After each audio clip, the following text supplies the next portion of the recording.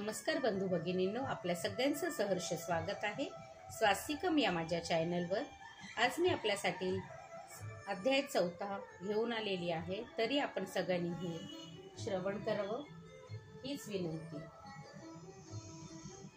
सर्व मंगल मांगल्ये शिवे सर्वार्थ साधिके शरण्यं त्र्यंबके गौरी नारायणी नमोस्तुते।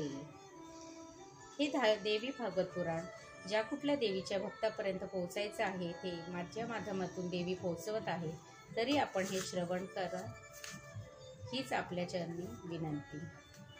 आणि आपल्याला खरोखरच माझे व्हिडिओ आवडत असतील तर आपण हे नक्कीच शेअर करा आपल्या आप्तजनांबरोबर आणि लाईक करा आणि कमेंटद्वारे मला कळवा की आपल्याला हे अध्याय कसे वाटत आहेत।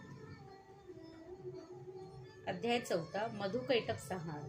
सूत म्हणाले, हे मुनींनो, भगवान विष्णू जागृत झाल्यानंतर त्यांच्या नेत्र, नासिका, भुजा, हृदय इत्यादीतून एक विचित्र तेज निघून तेजरूपी तामसी शक्ती आकाशात जाऊन थांबली आणि विष्णू जांभया देत देत उठून बसले।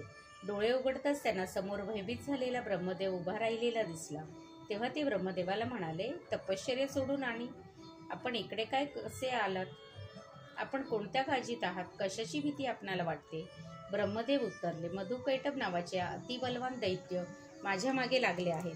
ते मला मारण्यासाठी माझ्या मागोमाग इकडे आले आहेत। त्यांच्या रावडीतून आत्ता आपण मला सोडू शकता।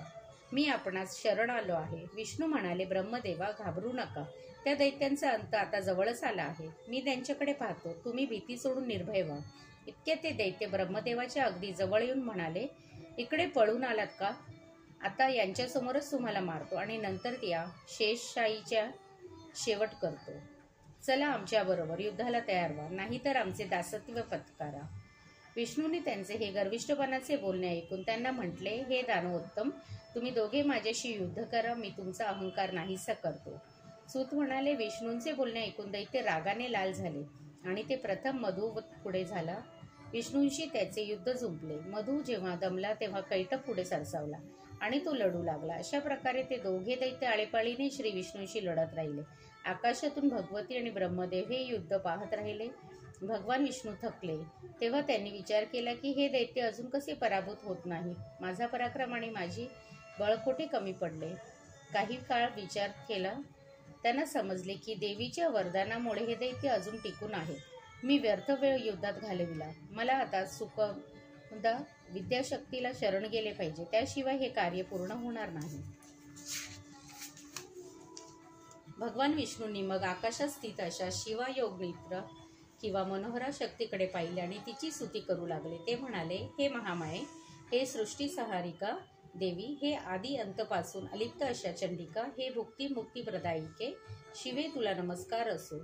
हे अंबिके, मी तुझ्या प्रभावाने अचेतन होतो।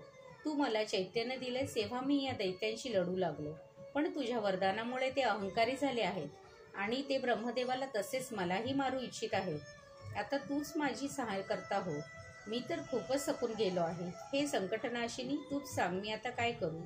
भगवान विष्णूंनी केलेली स्तुती ऐकून देवी प्रसन्न झाली आणि अजून म्हणाली, हे देवानी देव, हे हरे हरे, हे विष्णू, तू त्यांना कपटीने मार, मीही त्यांना मोहित करेन, मग तत्काळ तू त्यांचा वध कर। विष्णू लगेच त्या एकवर्णात युद्ध करू लागले। विष्णूने त्या दैत्यांवर मुष्टिप्रहार सुरू केला। उलट दैत्यांनीही विष्णूवर प्रहार सुरू केला। तेव्हा विष्णू कातर दृष्टीने देवीकडे पाहू लागले। तिला त्यांची करुणा आली। मग तिने आपल्या लाल झालेल्या नेत्रांनी त्या दैत्यांकडे पाहिले। दैत्यांना आपल्या नेत्रकटाक्षांनी तिने मोहित केले आणि त्यांना क्षणाचा फायदा घेऊन विष्णू दैत्यांचा मृदू भाषेत म्हणाले, वीरांनो, तुमच्या पराक्रमावर मी खुश आहे, तुम्ही इच्छित वर मागा। ते मोहित दैत्य उत्तरले, आम्हाला काही नको, आम्हीच तुला वर देतो, माग तुला काय हवे आहे ते। विष्णू म्हणाले, देणार आहात तर द्या, तुमचा मृत्यू माझ्या हातून व्हावा असा मला वर द्या। हे ऐकून दैत्य शोकाकुल झाले, पण चहूकडे पाणीच पाणी पाहून ते म्हणाले, हे मधुसूदन, आम्हाला अशा जागी मृत्यू दे जेथे मुळीच पाणी नाही। तेव्हा विष्णूने आपल्या सुदर्शन चक्राचे स्मरण केले आणि म्हटले, हे दैत्यानो, मी तुम्हाला जलहीन जागीच मृत्यू देतो। असे बोलून विष्णूने मायाद्वारे आपल्या जांघा विस्तृत करून त्यांना जलहीन प्रदेश दाखविला आणि त्यांची मस्तके उडवली। त्यावेळी सागर त्यांच्या चरबीने संपूर्ण भरून गेला। तेव्हापासून पृथ्वीला मेदिनी नाव प्राप्त झाले आणि माती अभक्ष्य बनली। 4था अध्याय समाप्त। श्रीदेवी पर्णमस्तु शुभं भवतु शुभं भवतु शुभं भवतु।